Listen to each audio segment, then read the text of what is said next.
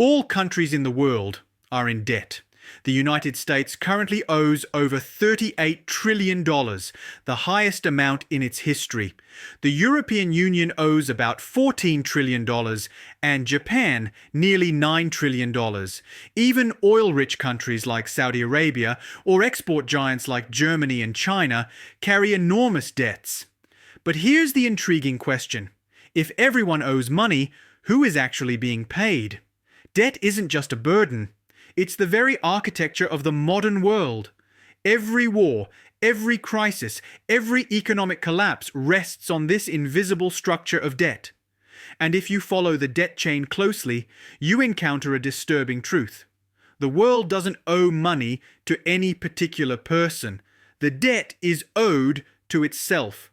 But that doesn't mean everyone benefits equally.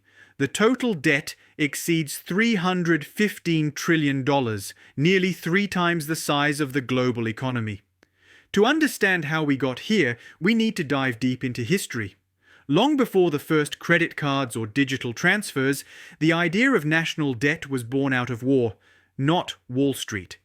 In 1694, England was at war with France and running out of gold. The king turned to merchants for help. In exchange for a permanent stream of interest payments backed by future taxes, they financed the crown. To manage this arrangement, the Bank of England was created. It was revolutionary. The state could now spend money it didn't yet have.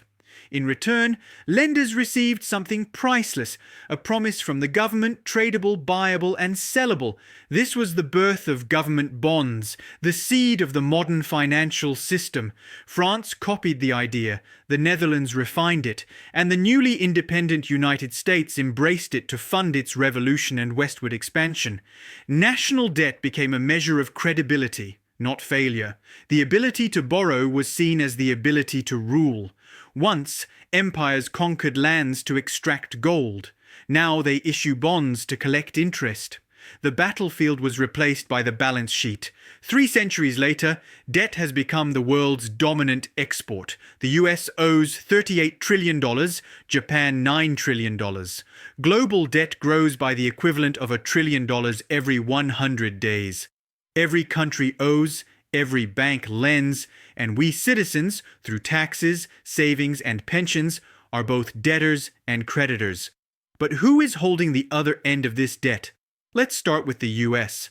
About half of the $38 trillion is publicly held, meaning owed to investors rather than other parts of the government. 2/3 of these investors are US banks, pension funds, mutual funds, insurance companies, and the Federal Reserve. The remaining third, about $9 trillion, is in foreign hands. Japan is the largest foreign creditor with around $1 trillion, followed by China with $800 billion, then the UK, Luxembourg, and Belgium. So when people say the US owes China, it's true, but only about 2% of the total. Most US debt circulates within the country. The Treasury issues bonds, banks and funds buy them, and the Federal Reserve often buys them back, creating new dollars in the process. We citizens pay taxes to fund the interest on these bonds, which then flows into US retirement accounts. It's a cycle. The debt is real, but the creditor is mostly a reflection of the same system. And this isn't just an American phenomenon, it's a global game. Japan lends to the US via treasuries, the US lends to Europe through the IMF, Europe lends to developing countries via the World Bank, and developing nations lend back to advanced economies by accumulating foreign reserves. Every country holds someone else's debt, and every promise is backed by another promise. It's like a poker table where every player borrows chips from the next, and the only rule keeping the game alive is that nobody stands up. The strongest layer, however, is the markets.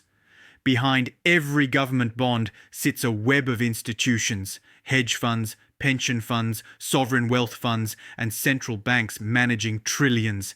They are the real credit arbiters, deciding which countries borrow cheaply and which must pay a premium if confidence falters, currencies collapse, governments fall, and economies can be reshaped overnight.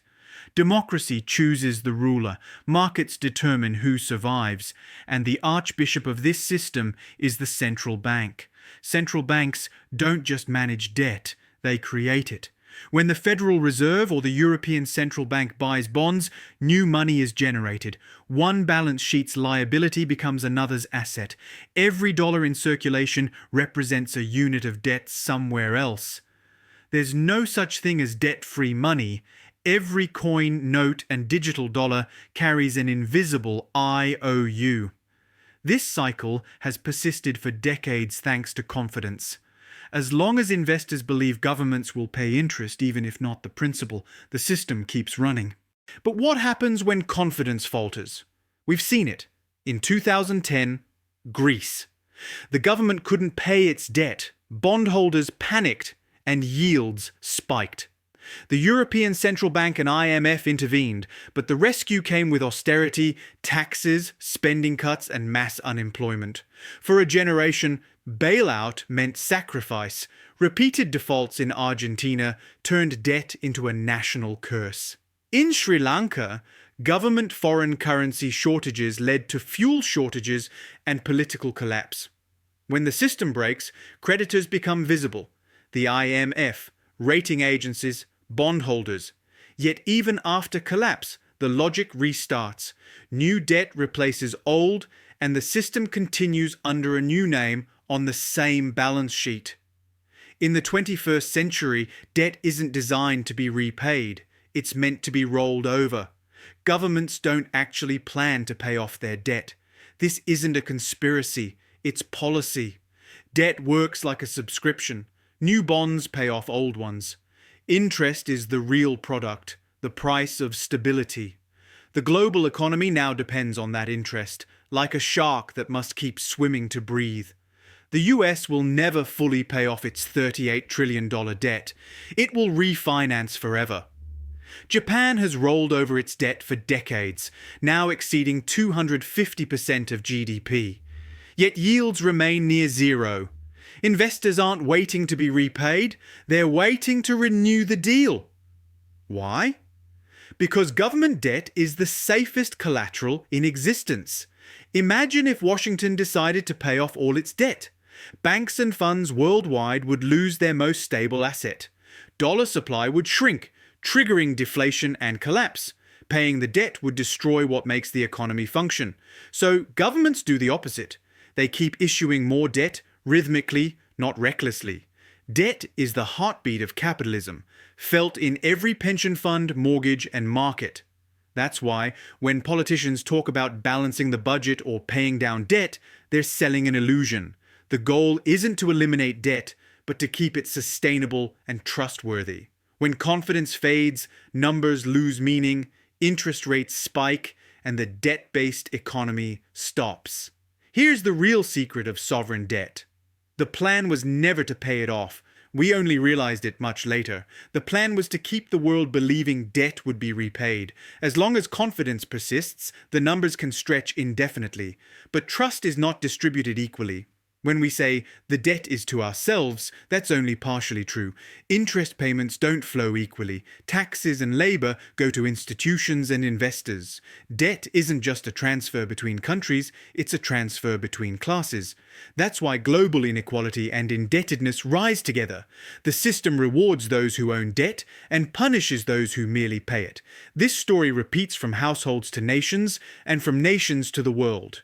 Creditors aren't villains. Debtors aren't victims. Both are two sides of the same engine. The problem arises when the engine runs out of fuel. New debt can't cover old promises. That's when who is the creditor stops being abstract and becomes personal. At the top of this global pyramid, there's no single face to blame. Not China, not Wall Street, not the IMF. It's all of them. And us. The modern financial system has turned debt into money. Debt once meant bondage. Today, it means balance. But if that balance ever tips and confidence breaks, the illusion ends. And we remember what debt really is. A promise that can never be fully kept. If this gave you a new perspective, hit subscribe. History has the answers, and I'll show you exactly where to look. Where?